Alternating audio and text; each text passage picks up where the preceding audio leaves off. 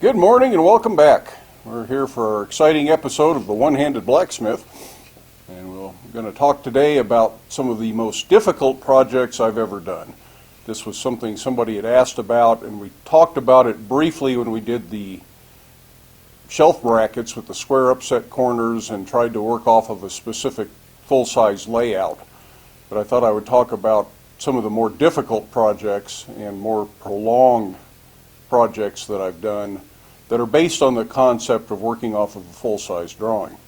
One of them is this candle sconce right here, and I'll give you a nice close-up of it so you can see what it is and why perhaps it is so difficult. And the other one was the window grill that you saw just as we started. I'll explain that in a little bit more detail. To start with, though, I will say that both of these projects were done as a part of an organized class taught by a blacksmith that is much more experienced than I am. In both cases, I would consider the instructors of these classes to be true masters of the craft, and I certainly don't consider myself to be a master of the craft. I have a lot to learn. So taking classes and putting yourself in the hands of somebody who knows vastly more than you do will really help you progress in blacksmithing. It will challenge your abilities, it will challenge your imagination, it will give you whole new ideas and whole new processes that you can use, and it's well worth doing if you can find a class. This particular piece was done in a class taught at the John C. Campbell Folk School by Ernie Durrell, who was assisted by Clay Spencer. Most of you have probably heard of Clay Spencer. If not, you should go look him up. It's probably a little harder to find much on Ernie. Ernie is not a professional smith. He has never been a professional smith. He does this as a hobby and gets paid to teach from time to time, but that's about it. But Ernie's work is spectacular and highly detailed. He says there is nobody willing to pay him for the amount of work that he puts into this because it is all done very traditionally.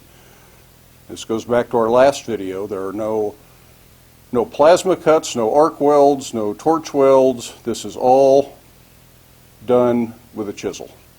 Or all of this piercing work in the middle here is done with a chisel. This was a full week class. It starts technically Monday through Saturday, but the students were there on Sunday, and we actually got started on Sunday. We worked full days, and we even worked evenings to get this done, and this took all of the full week to do. And most of the students did a piece very similar to this. There were a few exceptions that wanted to try something different. But all of this piercing is a piece of 16 gauge sheet metal, and you can see the depth and the life that is in this.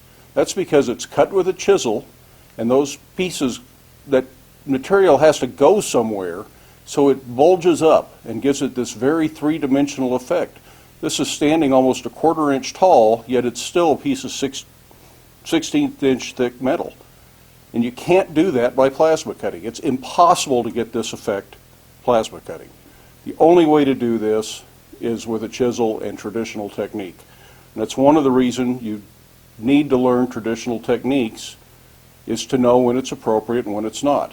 If there was some reason this didn't need to have this much depth and detail, you could probably take a different approach. This piece is then trapped under this ring, which is forged out of a piece of round bar that's forged flat and then twisted, and it's riveted to a back plate, so you can see the back plate.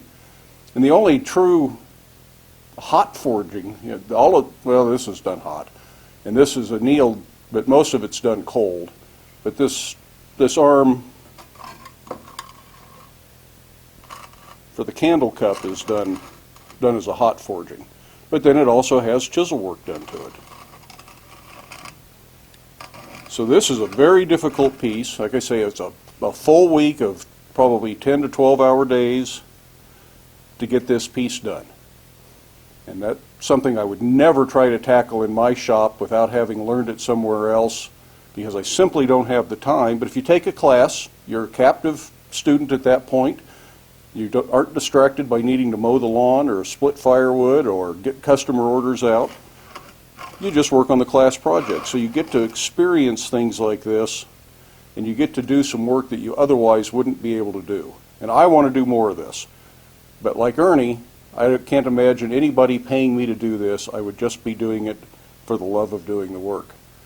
But again, it's all traditional work, traditional European motifs. This goes back hundreds of years and is not the kind of work that was being done in the U.S. until much more recent.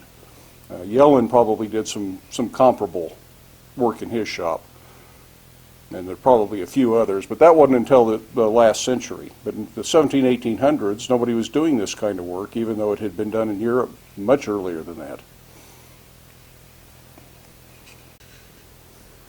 This window grill was done as a part of another class, which was referred to as a master class. And that does not mean that you will be a master smith when you are out of the class, or that you have to be a master smith to take the class. It means that the class is being taught by a master smith who is going to share some of their skills and some of their techniques with you to learn how to do something. Part of the requirements for that class is that you submit a scale drawing before the class for approval of the instructor. And the instructor knew that this probably was biting off more than I could chew, but he indulged me and let me do it anyways. I don't know if I mentioned, Dan Nauman was the instructor for this, and it was taught at the Colorado Rocky Mountain School hosted by Rocky Mountain Smiths. But Dan knew that this was going to be a huge project and it probably wouldn't get done, but he indulged me anyways. And I managed to get into a class the week before that was being taught by Allison Finn that was really more of a beginner class, but she knew I was more of an intermediate smith at that time. And this was probably 10 years ago. And we worked on some of the test pieces and the components for this ahead of time so that I had a jump start on the master class.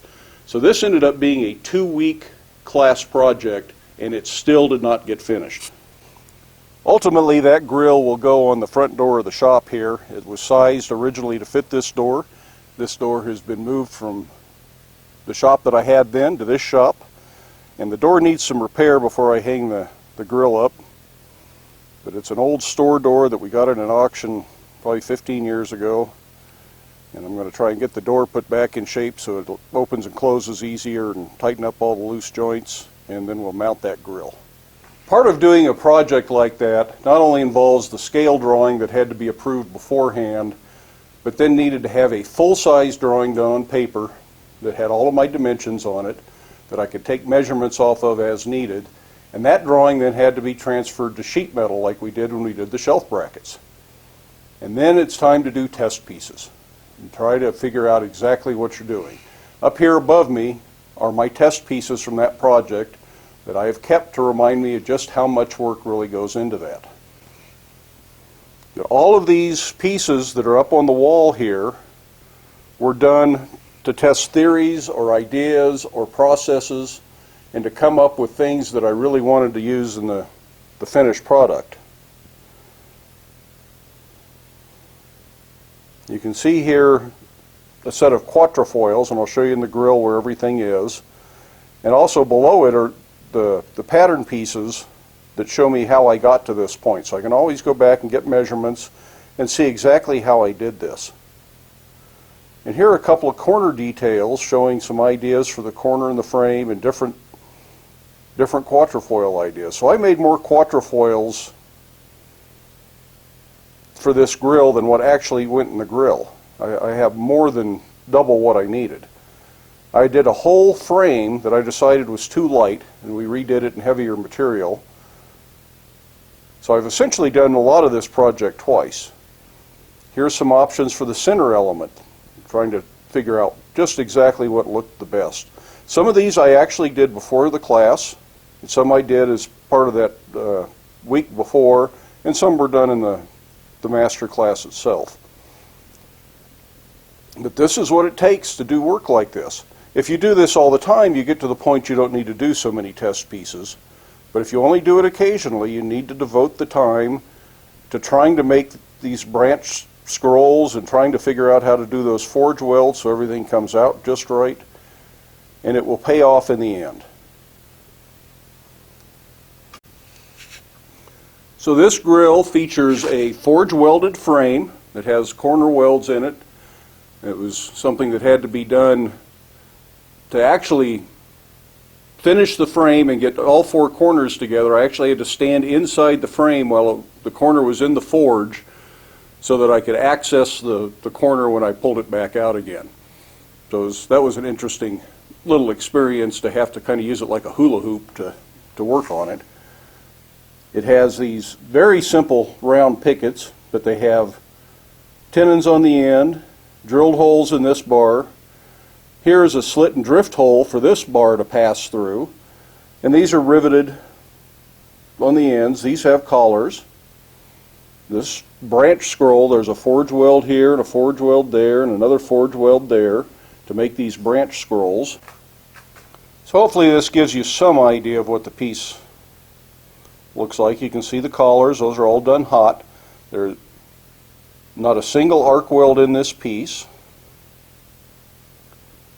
And here's some split branch scrolls in the center element. That's a large oval. That was quite tricky to bend by hand. There was no bending jig used on any of this. All the scrolls are bent by hand and by eye. And you can see it's a little rusty. I think I'm going to have this sandblasted and powder coated ultimately. I don't really like powder coating, but it's going to live outside on the shop door in the sun and the weather, so I think that'll be the best thing for it. And I need to get it into powder coat it. But there is no doubt this is the most difficult piece I have ever worked on. And it repeats on the bottom. It's essentially a copy of itself top to bottom. It's symmetrical. There's just about every traditional technique I could think of in this with lots of different design elements. It is perhaps a bit busy, but it was a learning piece. And I'm really glad I took the class, and I'm really glad I did this.